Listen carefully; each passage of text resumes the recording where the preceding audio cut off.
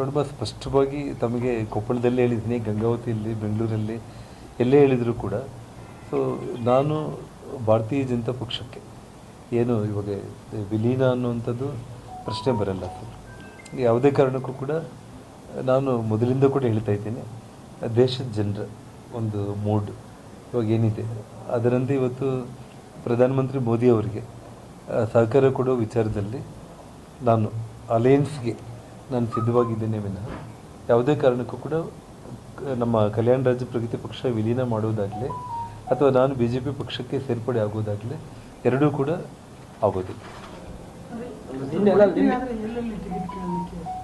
So ಆದರೆ ಇನ್ನು ಆ ಸಿಚುವೇಶನ್ನೇ ಬರಲಿಲ್ಲ. ಇಲ್ಲ ಸೊ ಆ ಸಂದರ್ಭ ಬಂದರೆ, ಯಾಕಂದರೆ ಜಸ್ಟ್ ನನ್ನ ಜೊತೆ ಏನು ಹಿರಿಯರು ಇವಾಗೇನು ಮಾತಾಡಿದ್ದಾರೆ ಆ ವಿಚಾರದಲ್ಲಿ ನನ್ನ ಅಭಿಪ್ರಾಯಗಳನ್ನ ನಾನು ಸ್ಪಷ್ಟವಾಗಿ ತಮ್ಮ ಮೂಲಕ ಹೇಳಿದ್ದೀನಿ, ಅವ್ರಿಗೂ ಹೇಳಿದ್ದೀನಿ. ನಾನು ಆ ಸಂದರ್ಭ ಬಂದರೆ ಅವತ್ತು ನಾನು ಮತ್ತೆ ಮಾತಾಡ್ಬೋದು.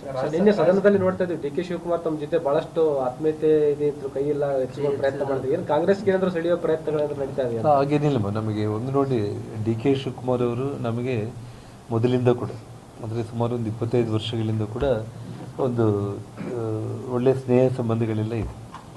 ಸೊ ಹಾಗಾಗಿ ಯಾವುದೇ ಕಾರಣಕ್ಕೂ ಕೂಡ ರಾಜಕೀಯದಲ್ಲಿ ನೀವು ಅಂಡರ್ಲೈನ್ ಮಾಡಿಕೊಳ್ಳಿ, ನಾನು BJP ಪಕ್ಷಕ್ಕಾಗಲಿ ಅಥವಾ ಕಾಂಗ್ರೆಸ್ ಪಕ್ಷಕ್ಕಾಗಲಿ ಯಾವುದೇ ಕಾರಣಕ್ಕೂ ಕೂಡ ನಾನು ಹೋಗ್ತೀನಿ ಅನ್ನೋದಾಗಲಿ, DK ಶಿವಕುಮಾರ್ ಅವರು ರಾಜಕೀಯವಾಗಿ ಮಾತಾಡಿರುವಂಥ ಒಂದು ವಿಚಾರಗಳು ಕಾಂಗ್ರೆಸ್ ಅನ್ನುವಂಥದ್ದು ಕನಸಲ್ಲೂ ಕೂಡ ನಿಮಗೆ ಕನಸು ಬಿದ್ದರೆ ಕೂಡ ಅದು ಸುಳ್ಳು ಅಂತಲೇ ಬರೆದಿಟ್ಕೊಳ್ರಿ ಅಷ್ಟೇ.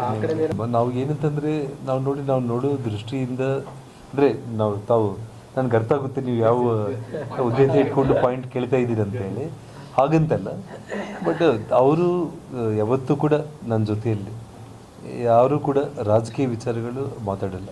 ಯಾಕೆಂದರೆ ಜನಾರ್ದನ್ ಇಡಿನೇ. ಸೊ ಹಾಗಾಗಿ ಯಾವತ್ತೂ ಕೂಡ ಅಭಿವೃದ್ಧಿ ವಿಚಾರಗಳಲ್ಲಿ ನಾನು ಹೋಗಿ ಏನೇ ಪ್ರಸ್ತಾಪ ಸಲ್ಲಿಸಿದಾಗ ಅದಕ್ಕೆ ಅವರು ಸಂಪೂರ್ಣ ಸಹಕಾರ ಕೊಡ್ತಾ ಇದ್ದಾರೆ.